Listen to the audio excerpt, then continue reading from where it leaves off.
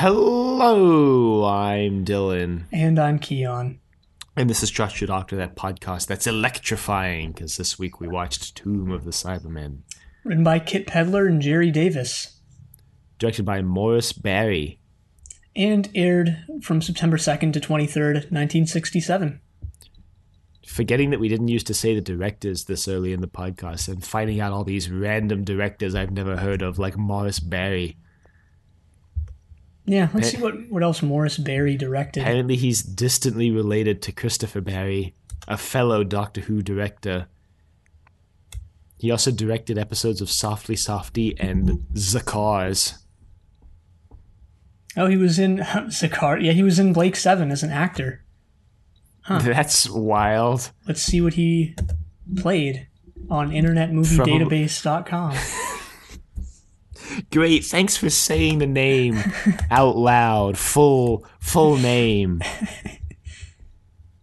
Let's see here. They do not have him in Blake 7. Amazing. Oh, wait. Oh, no, they have... Okay, never mind. Sorry, they do. I was going to say, that did the TARDIS wiki lie to us? They do. Oh, he acted in Doctor Who as well. He was Tolland in The Creature from the Pit, and he was Dr. Wyler in Killer, the Blake 7 episode Killer. I don't know who that is. I don't remember which episode Killer was. Was that the one with Orak? Not Orak. Imipak? Yes, I think so. Huh. I'm reasonably confident. You know, too bad we don't have something like the TARDIS wiki for Blake 7 that's just like unnecessary amounts of details about Blake 7. Yeah, I mean, hey, we could become contributors to the Blake 7 wiki. No.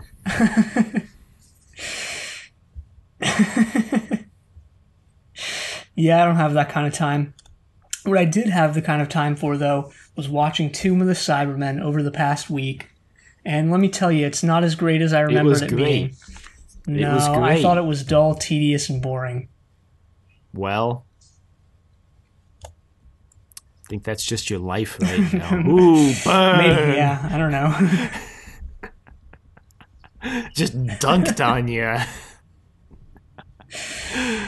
Yeah, maybe this Doctor Who is just a reflection of your, mindset going into it or something like that. Maybe 2 weeks ago, my life was amazing, like Keys of Marinus, and now it sucks. Oh, Killer wasn't the one with Imipak. Oh, that was Weapon. Killer was the one where, that was Weapon, where Avon's secret ally from his bank robbery from when he got arrested helps them try crack the Federation's code. And then there's the plague that that's right. killing everyone. Yeah, the one with the cockroach suits. Now it's all coming back to me. Yeah. Yes, that's the one. And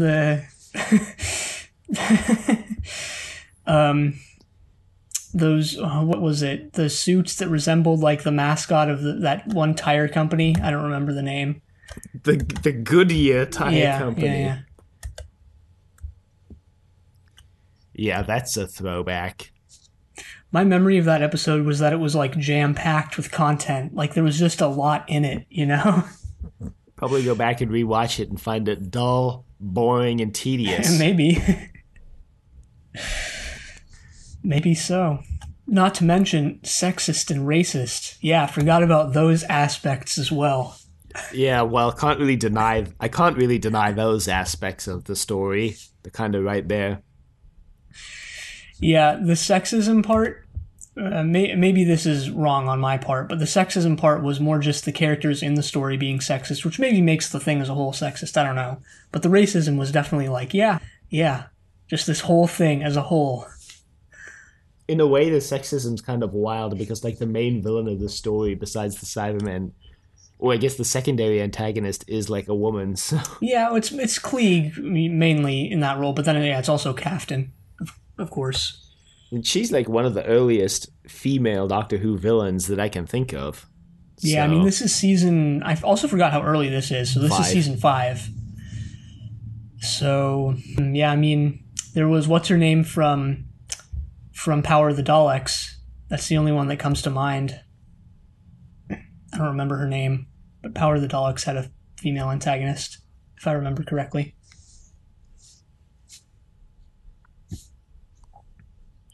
Literally, I have no recollection of the plot of that story at all, so... Other than that, yeah, I can't think of one.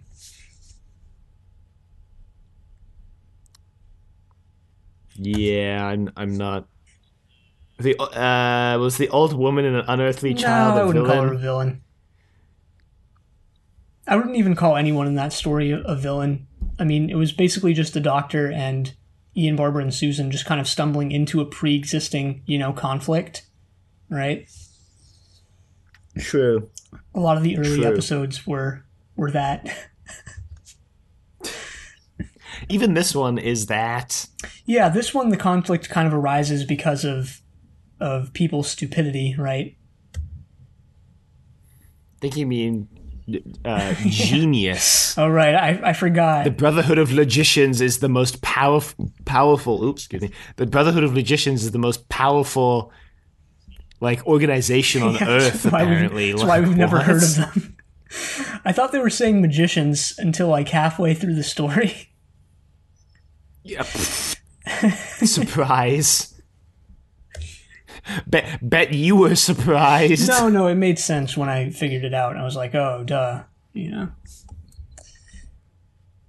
Yeah, Doctor Who really is a reflection of your personality. See, I made the stupid mistake, and yet the characters in the story were also idiots. So, really identified with them.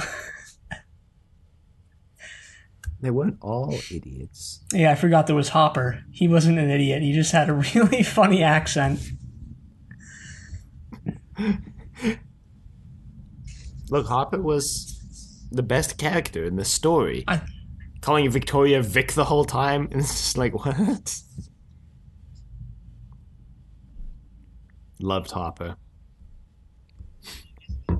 Well, I guess we should explain how the Doctor and co get embroiled in this controversy. So it picks up right where I think it's Evil of the Daleks, I believe, is right before this. Yeah, it's Evil of the Daleks. And Victoria's dad has just been brutally murdered by the Daleks, although, to be fair, if I remember that story correctly, he was working for the Daleks, so he should have known that it was going to happen. Yeah, wait, come to think of it, didn't Evil of the Daleks also have some, this sort of racist depiction similar to Toberman? Or am I just making that up? I remember there being something similar to that. Or I think it was some, I don't remember. I'll put it in the show notes. Okay. Whatever. I'm going through the page now, but it's just it's a lot of text. I'll never be able to find it, so whatever. Anyway, yeah, they're in the TARDIS. Well. And Victoria just has to move on very quickly from these life-changing events that she's just been through. That's a through line of the entire story, actually, where she, midway through this story, she just goes I just miss my dad, he was a great, dad or whatever. And the Doctor just goes you know what, Victoria, you just need to suppress those thoughts like I do. He didn't say that exactly, but it's kind of what he meant, No, I don't either. I don't think so. No, I think that's a misinterpretation of that statement. It is funny to think that that's what he was kind of saying, because it is in a way that's what he was kind of saying. He's just putting a more positive spin on it. Sure, we'll get there. Sure. Because first we're introduced to the greatest spaceship crew on Doctor Who. So great that we don't even see their spaceship. Look. We see that, look, I already knew that this was going to be a hilarious ride because they, blow the mountainside to try to get to the tomb. They all go, there's nothing there, and turn around, and one guy just goes, look, and then you turn around and see this giant tomb like in the side of the mountain, and you're like, how did the rest of you miss that? Like, where were the rest of you looking that you didn't see this giant freaking tomb in the side of the mountain, like, revealed from your explosion? Yeah, so two great things about this scene. One, it takes place in a rock quarry, most classic of all classic Doctor Who locations. And two, the tomb, the titular tomb of the Cybermen, you might say, has both on its exterior and in its interior just the Cyberman insignia plastered all over it that I don't think really comes back. Well, it's like a Mayan / Central American-esque depiction of the Cybermen. I think it's kind of cool. Oh yeah, that's a good way of thinking about it. I just more equated it to like, signs, like real life, caution signs or whatever, or like bathroom signs with like those, just the depictions of people that are like obviously abstracted, I just kind of... Warning, Cybermen here. Yeah.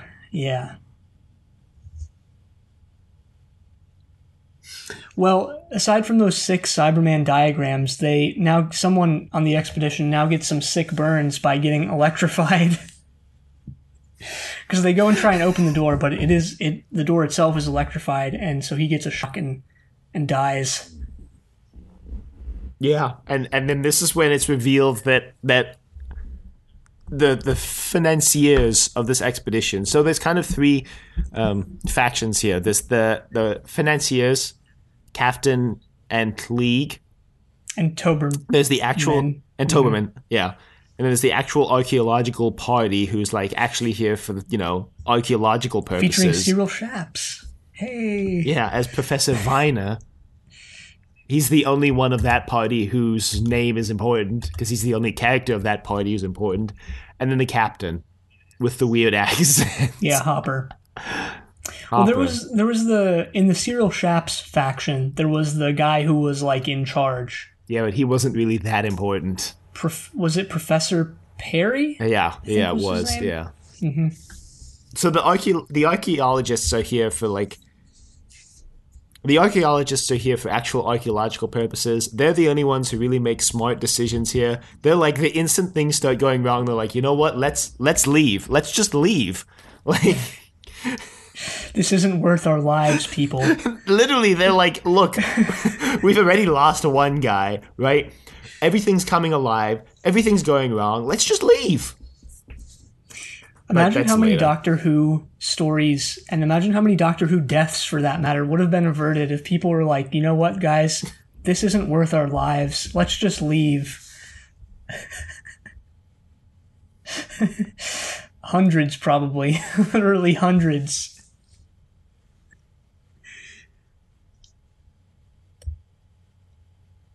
Well, but it's okay. Yeah. It's all okay in the end. Not really. Not for them, actually. It's not. But we can pretend.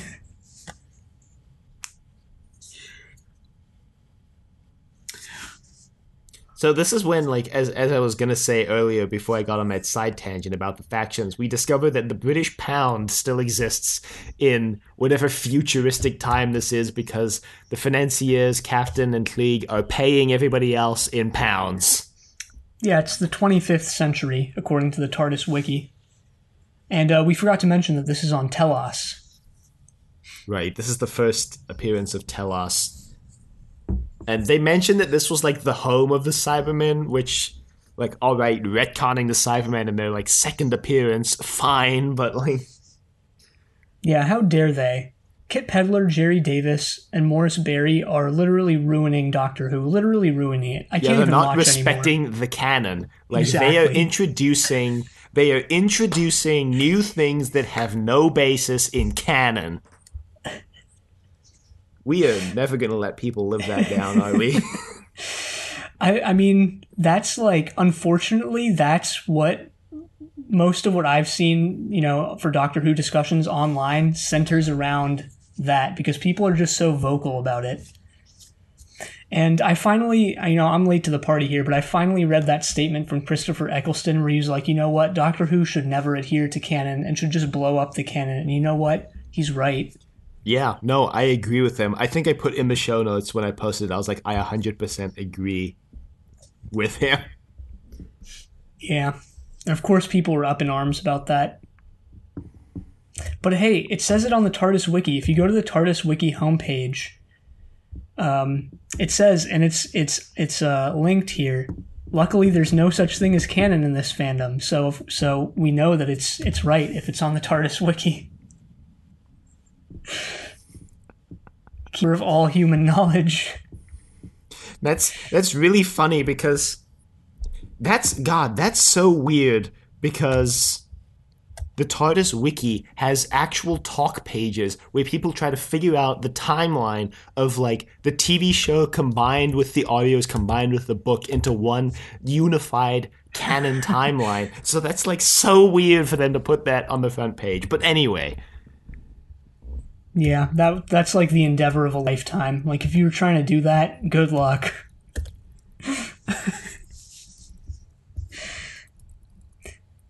Anyway, that's our prerequisite shot at people who really care about Doctor Who canon for the week. You're welcome.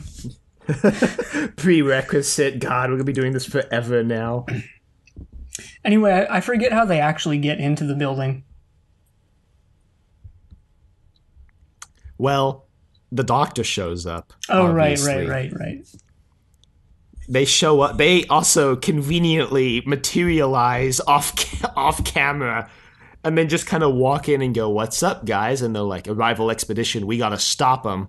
We do at this point in the show now have the TARDIS sound effect. We didn't actually mention when we rewatched Keys of Marinus, but there's no TARDIS sound effect in that, and I completely forgot that was the case, and I don't remember which story they added it in.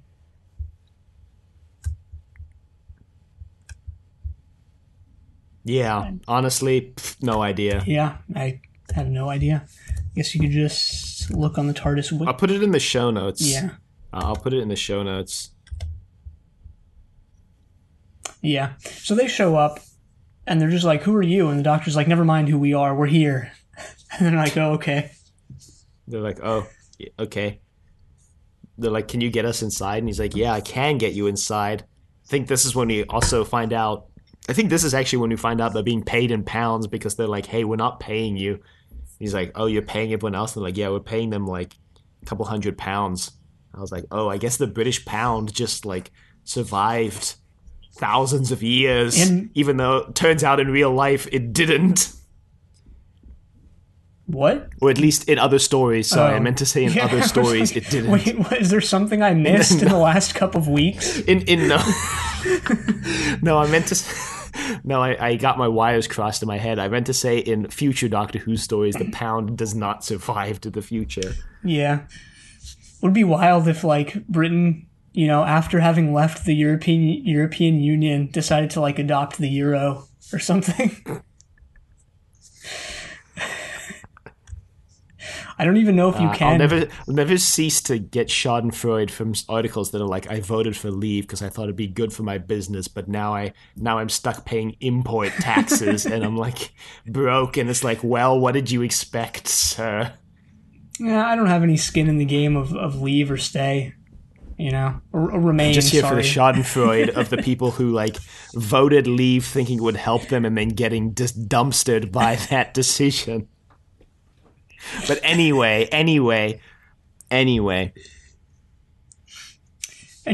how does the Doctor get them in? He rigs something up to the door, if I remember correctly, or something like that. He's just kind of like the excess charge is burned off, because that guy died. At this point, the doors open and Hopper and the rest of the like crew of the spaceship are like, "This is not worth it. We'll go back and wait with the spaceship. Bye-bye." And they do that, and then they just take off and leave. No, they don't. They don't leave. It'd be really funny. They did. There's a guy in this party who's like clearly like the costume department The last guy, yeah, Peter Hayden, the guy with Jamie, like he was clearly the last guy to get a costume in this episode because everybody else is wearing like somewhat sort of futuristic outfits, clean white, or like they've got some sort of design to them. This guy's just wearing like a flannel shirt that somebody clearly just like pulled out of their closet, and it's like, yeah, this is a future flannel, like Future. Yeah, like a future turtleneck. Future turtleneck. Or something. Well, they make it into this sort of main chamber that all the other rooms kind of branch off from, and my memory of this story was that it all took place in this chamber, which is not true whatsoever. No. In fact, like, actually, of all the rooms in this story, the least of the story takes place in this room, I think. Well, no, probably the least actually takes place in the target practice room. Yeah, the hypnosis room. The hypnosis room. They start messing about with some controls, and Klieg is, he's being very haughty. He has a bit of an ego. We learn at this point. And he is trying to operate some controls, but they're not working. The doctor just goes over and uses them no problem, activates them no problem. And then he gets really smug. Klieg is like, how'd you know how to do that? And he's like, because I just listen and keep my mouth shut. Which wasn't true. The doctor was mouthing off this entire time, giving people orders and just basically incessantly talking. That's second doctor for you. Yeah, but he's great. At least he's funny. Yeah. Anyway, he's why do I have a note? What? I think this is when the doctor opens the door. Like, why do I have a note that says he just dies and the doctor's over and the show ends? Because the doctor just goes to open the door without actually checking if the voltage is gone. Anyway, we've moved past that. They decide to split up for some reason. And so Jamie goes with Hayden into the hypnosis room. Victoria gets to go with Captain and Viner, into the, like, rejuvenation room, I guess. Mm-hmm. There are a couple of different rejuvenation rooms in this story. This is when we first find out that Captain is obviously one of the villains of the piece. Of the piece. Of the artwork. Well, she seals Victoria into the, like, rejuvenation chamber. Mm-hmm. And then Viner's like, yo, did you touch anything? She's like, no. She starts fiddling with the levers to try and turn it on. Like, gonna make a new Cyberman. Meanwhile, speaking of fiddling with levers, in the hypnosis room, Hayden and Jamie are fiddling with some levers, and they activate the hypnosis. Yeah, it doesn't help that in the main room, the doctor, quote, accidentally, unquote, like, turns on the power to the whole facility. Mm-hmm. Yeah. So Jamie starts getting hypnotized, and a Cyberman pops out. That's the end of the first episode, which unfortunately doesn't have a name. They, I guess, ditched the naming scheme. Yeah, they ditched it by this point. They provide a scientific explanation for why all the lights are still on. Because Jamie's like, hey, why are the lights on if no one's been here in like 1,000 years? And he's like, oh, they're like infinite lights. They're powered by cosmic rays hitting some barium. And I'm like, that's not how that works, but sure. Yeah, I mean, you gotta wonder why that was even in the story. Like, literally no one would have asked why the lights were on. Like, it wouldn't have crossed anyone's mind. You don't know that. And it's an inconsequential matter as well. No, we needed to know why the lights were on. And now we do. But anyway, yeah, like you said, that's the end of the first episode. Into the second episode, I believe Hayden dies. Yes, they activate the hypnosis machine again because they're like, hey, what was that? Hey, Jamie, why don't you, let's activate it again and you watch. and then we'll see what happens. And Jamie's like, is this a good idea? And Hayden's like, yeah, of course it's a good idea. Why wouldn't it be? Not like, not like we've already had someone die. Oh, we totally forgot. They find a cybermat on the floor, actually. Jamie walks in, he picks it up, and he goes like, what's this? And you just kind of see this like gooey, derpy-looking bug. Hey, the cybermats are great. Yeah, they are. That's true. They were the best part of this story. This story actually introduces them for the first time. This is their first appearance ever. I think they call them like caterpillar, and I'm like, doubt. Jamie thinks it's a caterpillar. They do call them cybermats later. Yeah, the doctor calls them cybermats. And actually, we should mention that the doctor was all ready to leave until they mentioned that they were at the tomb of the Cybermen. And then he was like, that's why I'm staying. Because Jamie and Victoria are like, let's just leave. Like, we don't have to be here, dog. And he's like... Dog to who? He's like, I'm staying because, because it's the Cybermen. And they're like, what are the Cybermen? He's like, don't worry, you'll find out. He doesn't say that. Like, really ominous, like, don't worry. There's a similar moment to that actually later on where, like, Victoria goes like, what's this? And the doctor says it's a cybermat. And she goes, what's a cybermat? And he basically is just like, it's this. Yeah. According to the TARDIS wiki, and obviously I don't know the veracity of this statement, according to the TARDIS wiki, that was like... Patrick Troughton ad-libbed that because he forgot his line.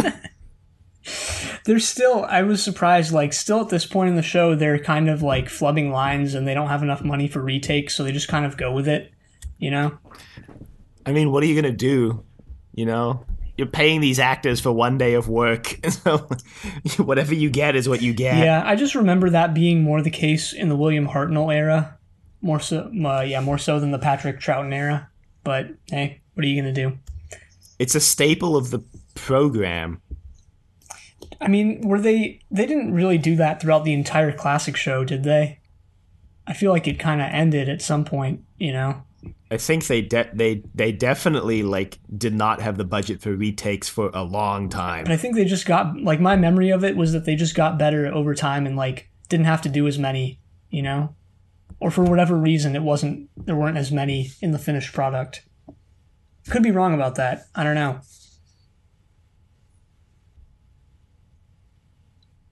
I genuinely no idea. Guess we'll find out. Yeah, I guess I'll just rewatch everything just to check.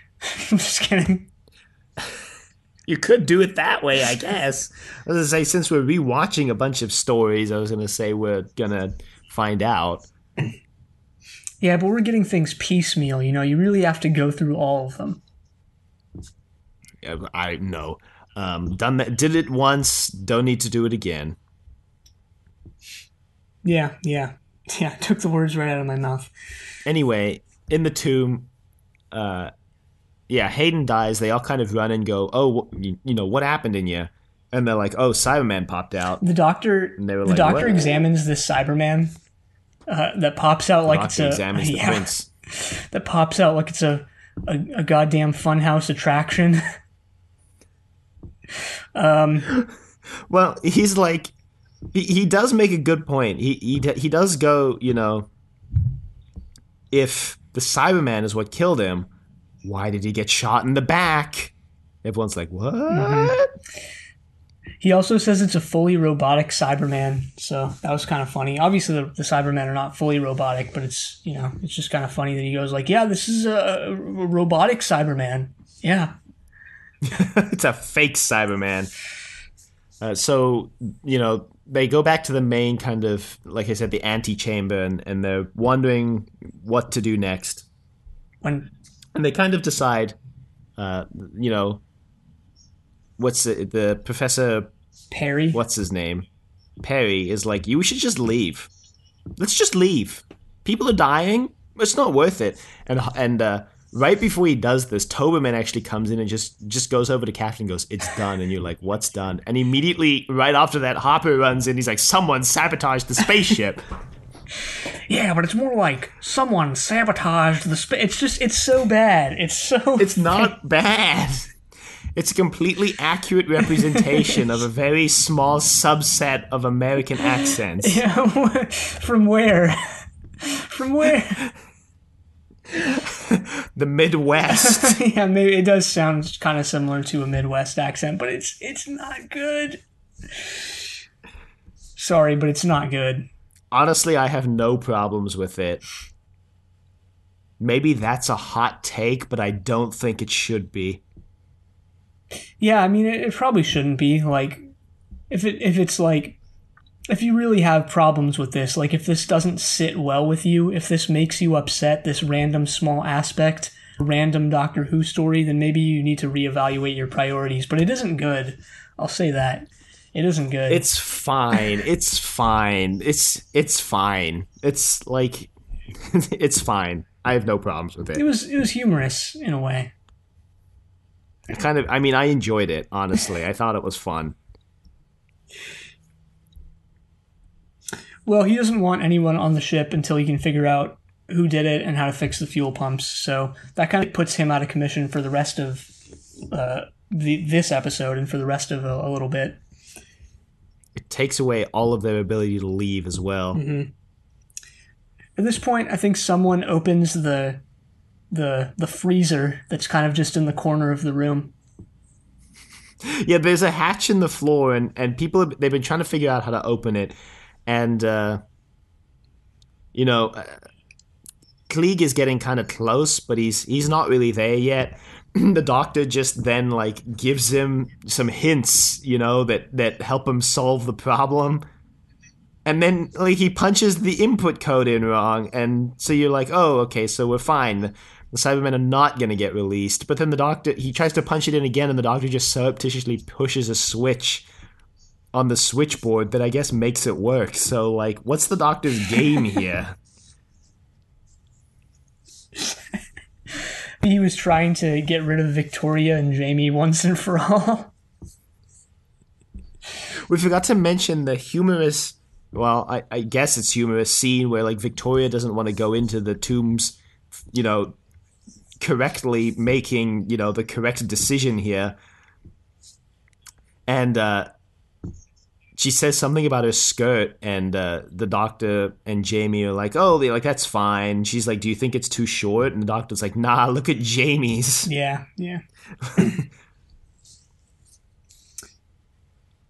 So they decide to go into the underground chamber. But no women allowed on this expedition, no girls allowed, rather. They put a little sign up because Victoria and Captain are told to stay behind. Yeah. Great. Thanks, Doctor Who. This is when I remembered how much of a nothing character Victoria is.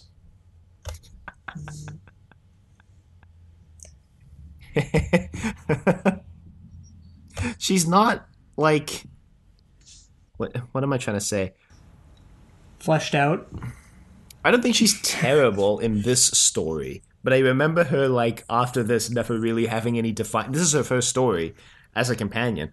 Mm-hmm. I seem to remember her after this never really having a defining moment. I think she's fine in this story. She has moments where like everybody's like, oh, like you can't do that, and she's like, I can protect myself, like really standing up for herself and taking charge and like going to get Hopper to open the door, taking charge to actually solve the problem. But yeah, I seem to remember that after this, she never really does that again. Yeah, she's a little bland. She's kind of like Susan, but even more underused. And she actually has a moment where later on in this story where she like screams and they like really draw attention to it and point it out. And I was like, oh my God, foreshadowing for the seaweed. The seaweed. Thanks for reminding me of that. That was like, and that's the thing. That was one of her most defining character traits, is that she like screams really loud, which is just like a big red flag for what kind of character she is, or how like not fleshed out she is as a character, I think you mean how great she is as a character, obviously. Oh yeah, sorry, I misspoke there. You can be forgiven for making that mistake, you know. Yeah, exactly. It's just never mind. I was going to go down a whole other tangent, but I don't need to. All right. Okay. Anyway, they decide to eat. Victoria and Captain, that is. But Victoria loses her appetite when she finds out that they're just little food tablet Just things. combat rations, basically. Yeah. But they're made to, like, taste like other things or whatever. Yeah, it's like it's like the output of the TARDIS food machine. Mm-hmm. Which, throwback to that thing that was introduced in one story and never seen again. I think it was in Edge of Destruction and in the Daleks, at least. Was it in the Daleks? Yeah, it was because Ian has like this little energy bar, but it's bacon and eggs, right. remember? Oh, right. You're right. I don't know how I remembered that. Yeah, but here we are. Genuinely impressed. Well, Victoria decides that she's just going to drink some water, which Captain then, she roofies her. You just see her slip something into the drink. Yeah, yikes. Anyway, the other party is now down in the underground chamber. It's all frozen. It's all cold. They did a really great job of, making it look really believably cold in black and white, I think. I'll say that. Yeah, no, they did do a good job with this set. I have a couple notes that are like, the set design of the story is really good. Someone says, like, this must be the tomb of the Cybermen. Finally, we are become the tomb of the Cybermen. Well, then Captain locks them in, and basically, Klieg is like, don't worry, I can get us out of this. I've just got to open, the door with this open mechanism. And he fiddles some switches, and then everybody's like, I'll go check the hatch to see if it's opening. And then, surprise, surprise, you start to see the Cybermen, like, tombs melting. And you're just like, oh, okay. It was so funny how the Cybermen came out of their tombs, like, just them slowly descending the slopes and the ladders. And it's like, all right, our muscles have atrophied. Just be careful, guys. Go down slow. One at a time. Exactly. Because everybody got their moving buddy. You're good. Okay, step off the ladder. Next. Okay, whatever. Everyone else is just like, what the hell? What the hell is going on up there? The Cybermen, as much as I didn't like this story, the Cybermen were great. I loved all those moments where Klieg was like, and now finally I will be able to reason with the Cybermen. And then it just cuts to the Cyberman group and they're like, so we're going to kill all the humans, right? And they're like, yeah, we're going to kill all the humans. This is the first appearance of the new Cyberman voice, too. Except, like, I don't know if it's really new, just, like, revamped because it was the second appearance. They gave them a different voice every appearance in the classic show. They could never for the life of them, like, replicate the original voice, or just any voice, I guess. No, and the original 10th Planet Mondas Cyberman voices are still my favorite Cyberman voices of all. They never did them again. Yeah, I wonder why. Maybe it was because they were hard to understand. Because they had that intonation where they're like, and now we are going to say something. And now I don't know. we are going to save the world. Yeah, it was more like that. That's a lot better than what I just did. Look, man, when you're bored at home, quarantine, you just practice your Cyberman impressions. Okay, the TARDIS wiki has a little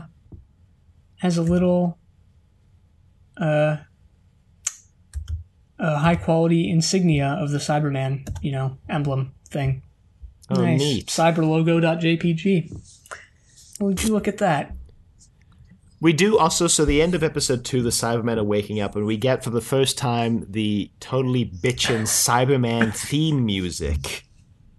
It appears like multiple times in the classic show. It really? But it's it does. so good. Yeah, I remember it appearing multiple times. I distinctly remember hearing it multiple Yeah, it times. might have been used as a motif in the Lytton Symphonic Suite. Always forget that's a thing. Thanks for bringing that back to I memory. can't believe Lytton, of all characters, had a theme. He came back twice, and that was enough. No, he only came back once.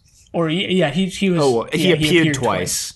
Because he died in his second story. Amazing. Simply sublime. Well, Victoria is passed the hell out up on the surface. Well, yeah, because again, she got roofied, so... Oh, we didn't mention that Viner actually gets shot. Poor Cyril Shaps. Lost in Can't catch a break. 50% of the story. Klieg shoots him because he's like, hey, you can't do this. Klieg's like, yes, I can. Pow, pow. Anyway, episode 3 opens with the Cybermen going, you all belong to us, and like... Klieg going, no, you belong to me. The Brotherhood of Logicians is the most powerful body on Earth. And it's like, okay. Yeah, introducing a little backstory, a little lore to this future interpretation of the world. The Brotherhood of I wonder if the Brotherhood of Logicians ever comes back. I don't think so. I didn't even remember they were in this story. No, I know I'm in the expanded universe. No, it looks like they're only... Oh no, they're in Last of the Cybermen in audio. I was gonna say, I'd be genuine. Well, yeah, is that the one that's... There was an audio that was designed to be sort of like a pseudo-spiritual sequel to this story. This might be it. Yeah, it's a Sixth Doctor audio, it looks like. I think that's it. Where they revisit the Tomb of the Cybermen or something like that. Yeah, it has Jamie and Zoe in it. Yeah, that was a fun time. Where Big Finish decided to cash in on the fact that they own like the rights to or can use any character from back then. They're like, what if we just paired up like later Doctors with earlier companions? They also appeared in Junkyard Demon 2. What? Which is a comic. What? Never heard of it before. It beats me. It's a Fourth Doctor comic from 1996. Beats me. Yep, beats the hell out of me too. So, once Victoria wakes up, I believe this is actually the end of episode 2, where the Cybermat attacks Kaftan. Because Victoria's woken up and Kaftan's holding her at gunpoint. And there's a Cybermat sneaking up behind her. And Victoria's like, oh my god, look. And she's like, I'm not going to fall for that trick. Turns out it's not a trick, and they get attacked by the Cybermat. Right. The Cybermat bites Kaftan, which gives Victoria the opportunity in episode 3 to run off and find the pilot, Hopper. And he keeps calling her Vic, and she's like, please don't call me Vic. And he's like, all right, Vic. And she's like, fine, I guess. All right. Whatever. And she wants him to open the freezer, basically, to get the Doctor and co out, because they're trapped.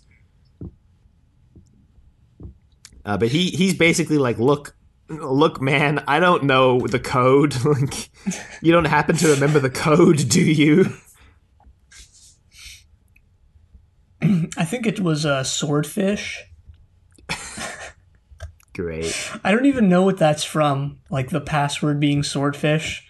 No idea. Me neither, yeah. Guess I'll hunt it down for the show notes, as always. So they do actually get the freezer open, but not before Kaftan tries to kill them again. Because turns out she's just faking being dead or bitten or something.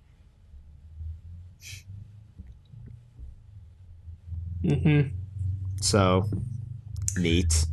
But down underground, we're introduced to the Cyber Controller. I believe this is the first time the Cybermen ever have any sort of leader. The first time they have any sort of leadership structure. The cyber controller explains that they were trying to save themselves from extinction, and that's why they put themselves into cryo sleep. Right. I think that's pretty much it as for their backstory. I don't think it's any more complicated than that. No. But now he reveals that, the plan now is to cyberize all of them. Yeah, it's the Cybermen. Like, what did we expect, I guess? Klieg just won't get this through his thick skull. He keeps trying to convince the Cybermen that he's their leader. Yeah, because they split up again. Well, they don't, split up. They basically say, let's leave Klieg in that room with the revitalization chamber because there's nothing that he can use in there, which turns out that's wrong. Turns out there's a straight cyber gun in there. Yeah, and this part of the episode is done with, a really bad montage. It's just real bad. Montage? Yeah. I don't recall any montage. Yeah, it's when they're, the Cybermen are... Wait, where is it? It's here in my notes.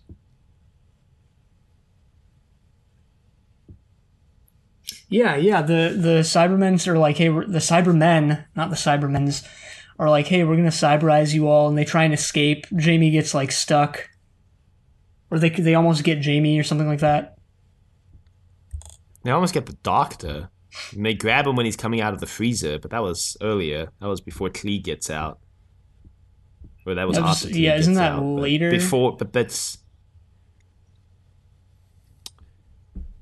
No, I think it's earlier. It's before they come out because they lock Klieg in the revitalized... Well, they don't lock him in there, but they put him in the revitalization room after they all get out of the titular tomb of the Cybermen. Yeah, and then right after that in my notes, I have there being this montage. There was a montage at some point. I'm pretty sure it was here, of just chaos. A montage of what? Of just chaos. Of just I don't recall this, and really I don't bad. have anything in my notes that would indicate where it is. It was bad. All right, I guess I just have to take your word for it. Go ahead, be my guest. I don't know why you said that in such a slightly aggressive tone.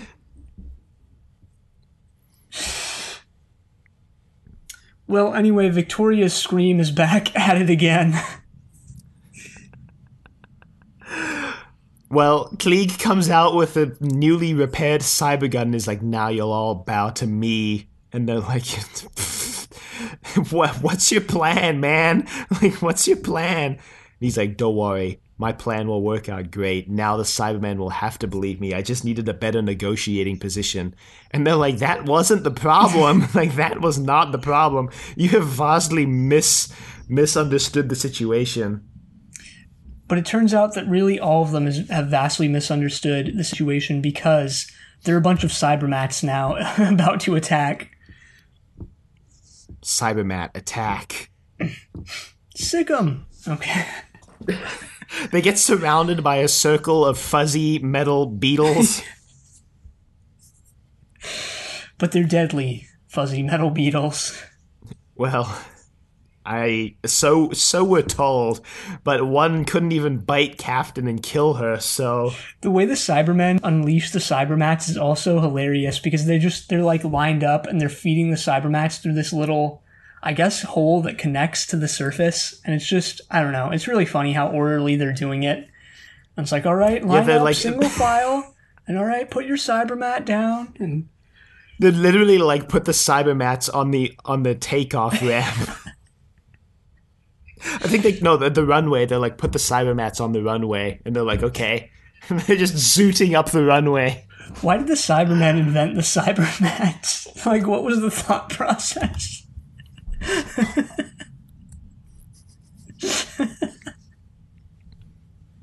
Maybe they didn't invent them. Maybe they just had a rodent problem in a cyber conversion facility, and the rats just accidentally got into the cyberization machines, and then the Cybermen were like, you know what?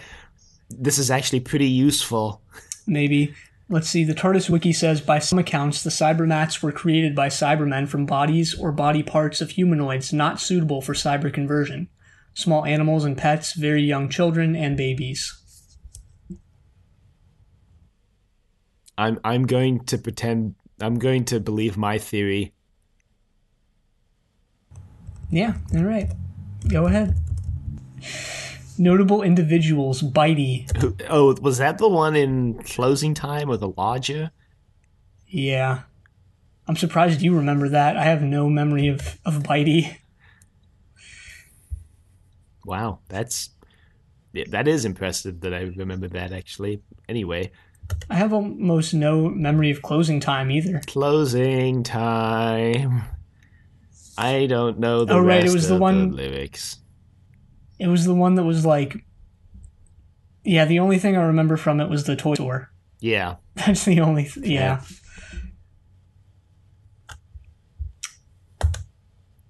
Anyway, yeah, so in episode 4...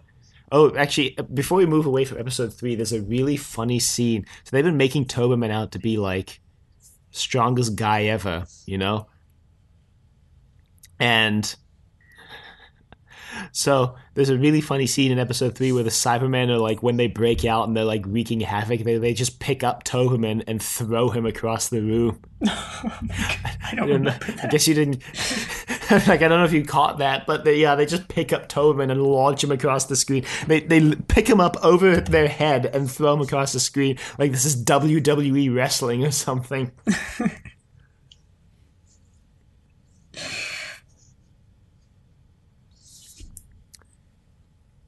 But yeah, they actually, Toberman doesn't get out of the freezer when they all did. So in episode 4, it's revealed that he's been partially cyberized.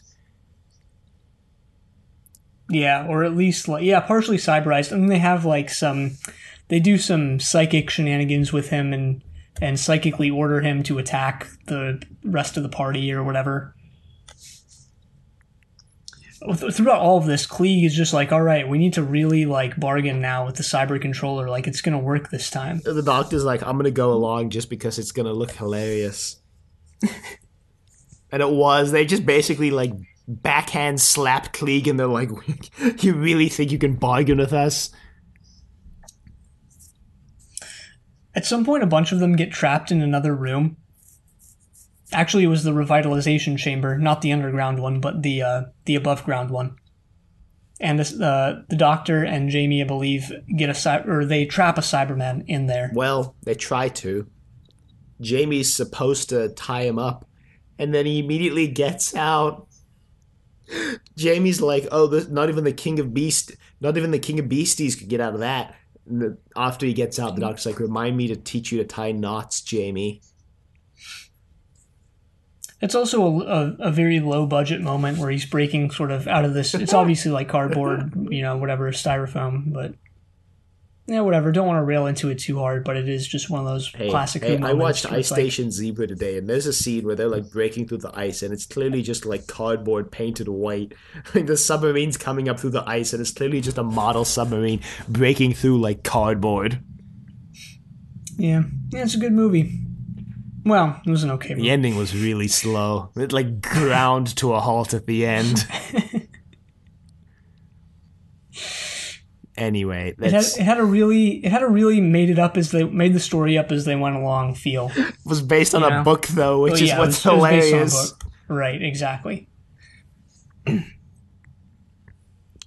Anyway, like the Cybermen climb back into their tombs to revitalize, and then the doctor just like is like, haha, froze ya. And then Klieg's like, no, I'm gonna unfreeze them again. And they're just like, the cyber controller hasn't gone back in yet, and so the cyber controller just grabs Klieg and is like, you will be the new cyber controller. And he's like, no, wait, this isn't what I wanted. Which, like, the plot of, like, at least 3 different cyber stories is, like, someone being like, I want to control the Cybermen. And then the Cybermen going, all right, sure, you can control the Cybermen. Let us just cyberize you first. And then going, no, that's not what I wanted. Yeah, he set a precedent. Klieg was the first in the pattern. Meanwhile, Kaftan dies. And literally nobody cares. I cared. I wrote a note that said, lol, while she's dead. She deserved it, though. Yeah, wow, really sounds like you cared there. Whoa. I cared, just like... Look, I shed tears, okay, for Captain and Toberman, for that matter. No, I didn't. I was just, no, you didn't. When Toberman died, it really was like literally nobody cared. He saved them all and they didn't care. It's because everybody who was part of his faction died before he did. So... Well, the Doctor actually breaks Toberman out of Cyberman control by just telling him that evil must be destroyed. And he's like, you're right, actually. What a concept. Kind of like that Blake 7 episode, I think it was in Animals, where Servalan brainwashes Dana by just saying, you love him. You love him, over and over again.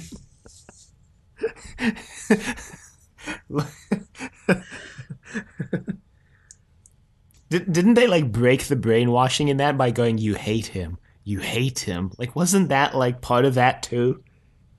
I don't remember if it was. I have no recollection of it.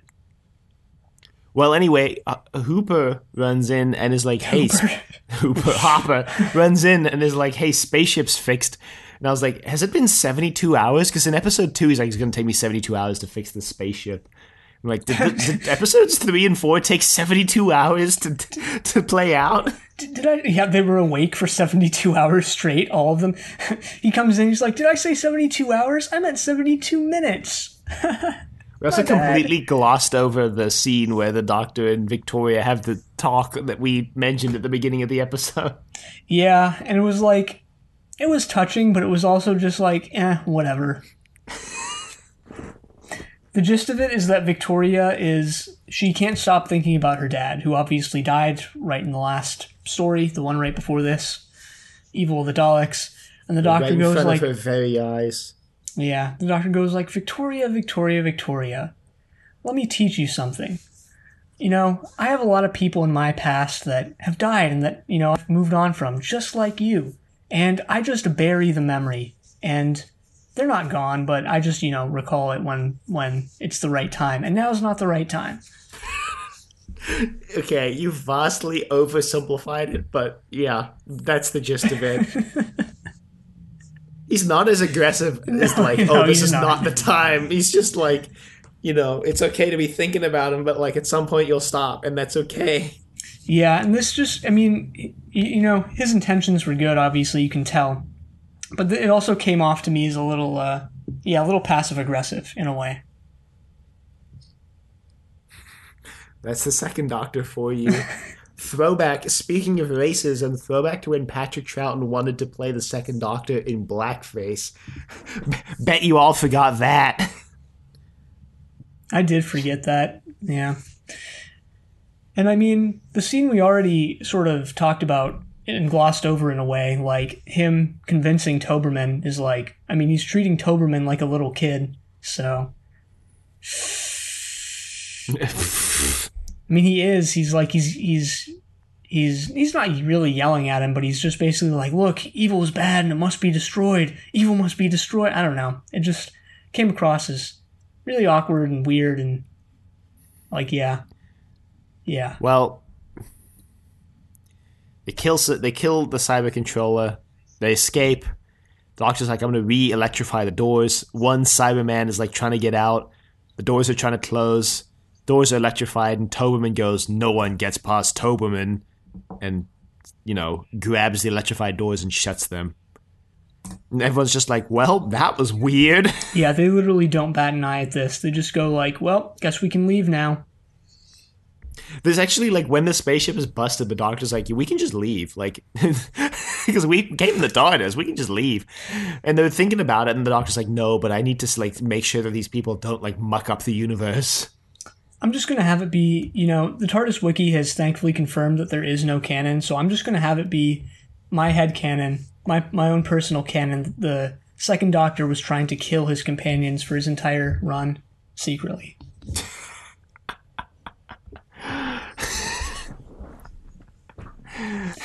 He's sitting there like, I wonder if I can get away with it. Yeah, he has that sparkle in his eye, just like the first Doctor, except the opposite. It's not a twinkle in his eye. It's like some sort of, I don't know, sinister shining.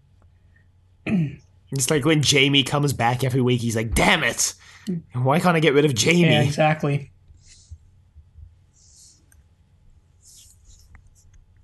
But anyway. That's how it ends. Yeah, that's the end. I did not have fun with this story. I thought it was a slog, especially near the end. I mean, it does slow down at the end, but I thought it was pretty fun. I liked the idea of the three kind of competing factions. I wish they had done more with it. Like, 3 factions on this one voyage is an interesting idea, and like I wish they had done more with it, but they didn't. Maybe it's just that we just watched Keys of Marinus, which was really good. Because I remember, when we were watching in order, I remember really liking this one. So maybe it was just like what we had just watched before. Maybe Evil of the Daleks wasn't our favorite. I don't remember. But yeah, this time I wasn't. Yeah, that's possible. This time I wasn't impressed by it. It's possible. I don't think it's likely, but it's possible. Yeah, well, whatever. I mean, it wasn't awful. It was just, I just found it really dull. Well, you're alone on that hill, I think. Yeah, most people really like this story from what I can tell. Yeah. But I guess some of it might be because it was missing for 20 years. Maybe it's just very predictable. Like, you can almost see what happens next at every turn. Like, and it's very linear. Yeah, it's just that combination, I guess, of like super linear and super predictable.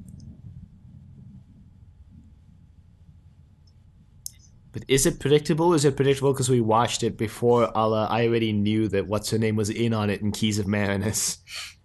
Maybe, yeah, there might be some of it, but it's just like, I don't know, I just felt that like every single step was just like the logical conclusion of the last step before it, which is like, it's just like, oh, okay, get on with it,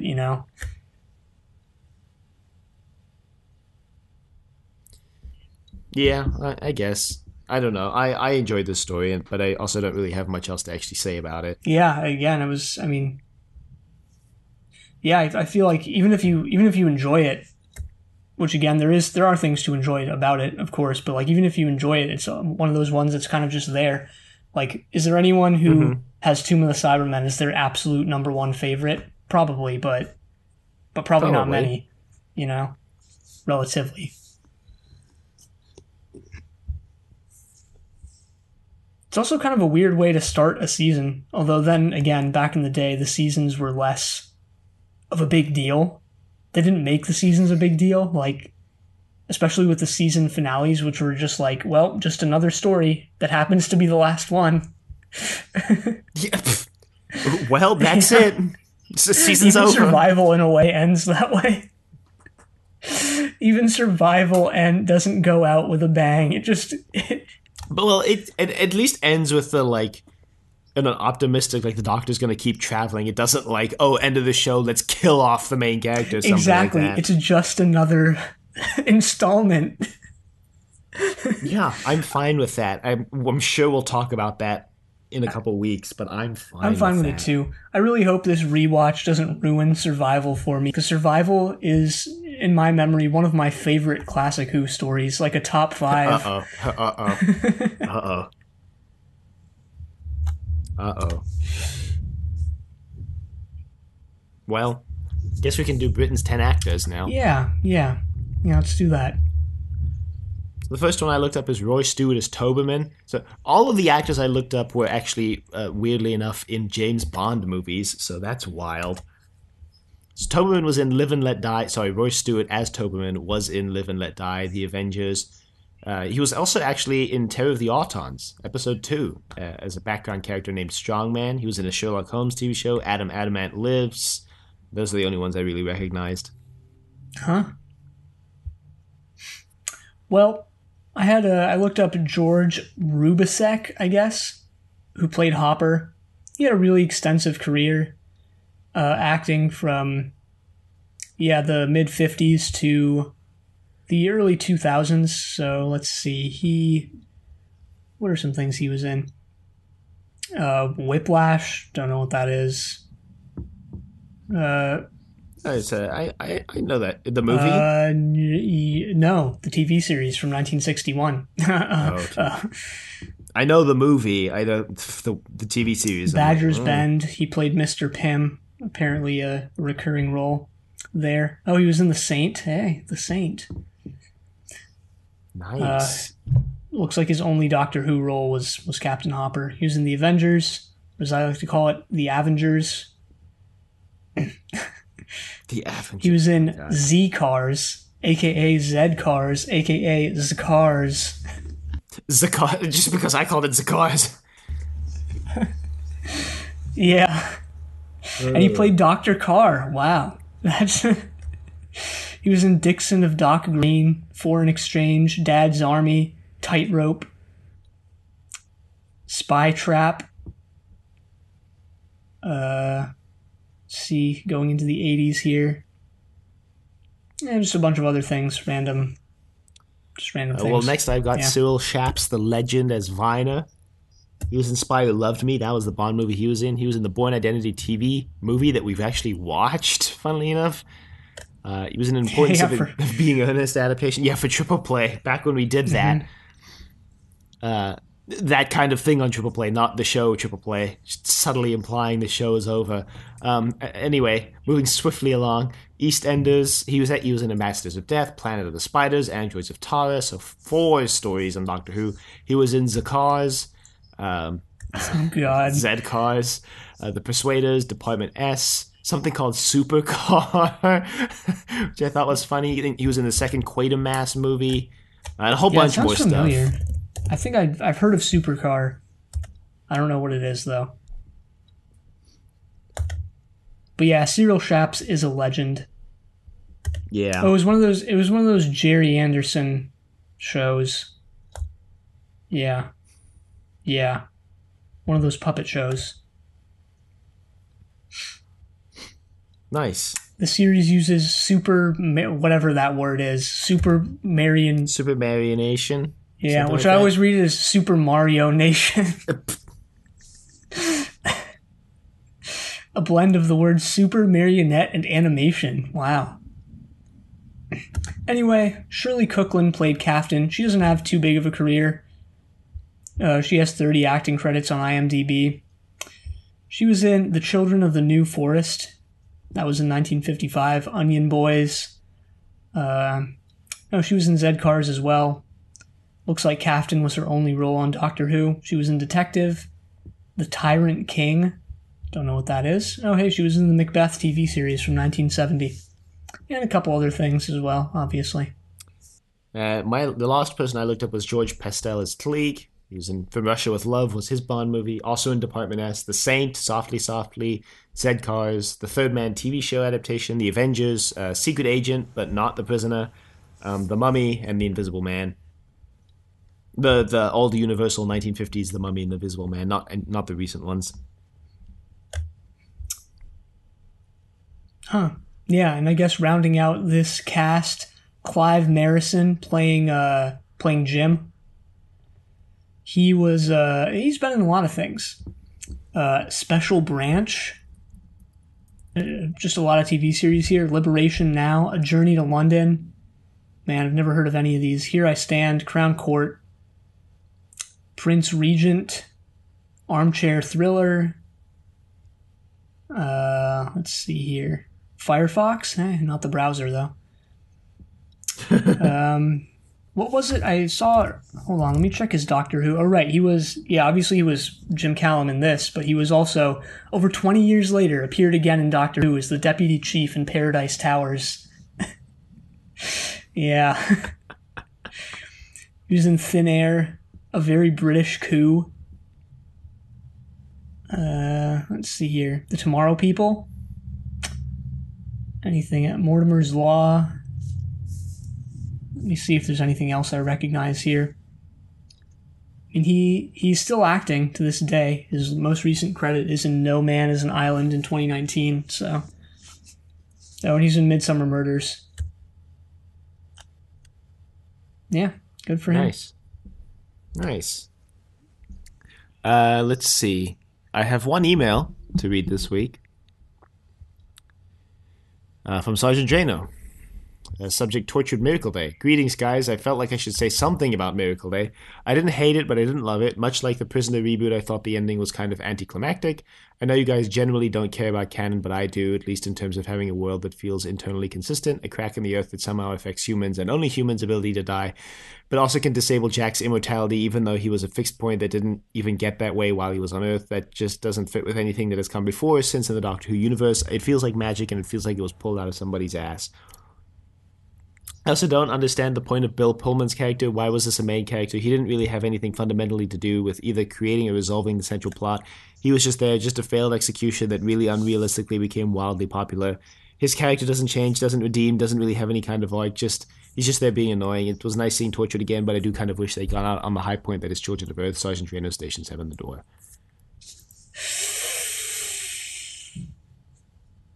Wow, those are some hot takes.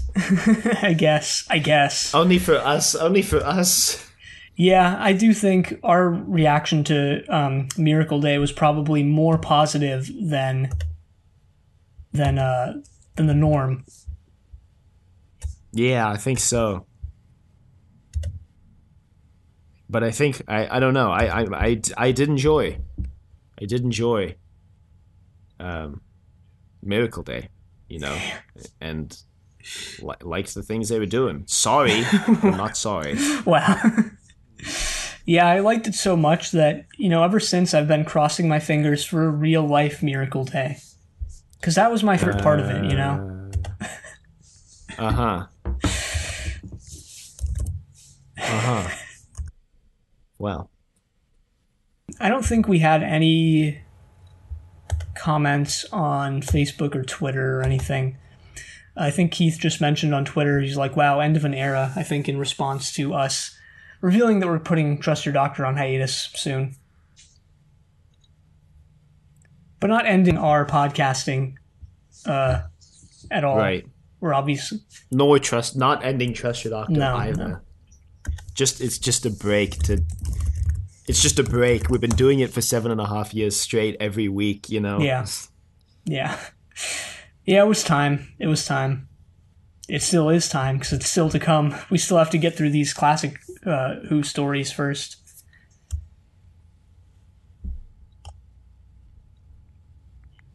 Yeah, so... But until then, if you'd like to let us know any thoughts you have on those stories, you can reach us at thedoctor@decadentvegetable.com. Questions, comments, concerns, angry rants, love letters, your thoughts on, again, any of these serials. You can find us on YouTube at Decadent Vegetable. Find us on Apple Podcasts, Google Play, Spotify, anywhere you find the podcast at Trust Your Doctor. Be sure to leave a rating if you like the show. Check us out on Facebook, Trust Your Doctor. Like us on Facebook. Also check us out on Twitter at TYD Podcast, and follow us on Twitter. And next time we're going to be watching The Daemons. But until then, the end.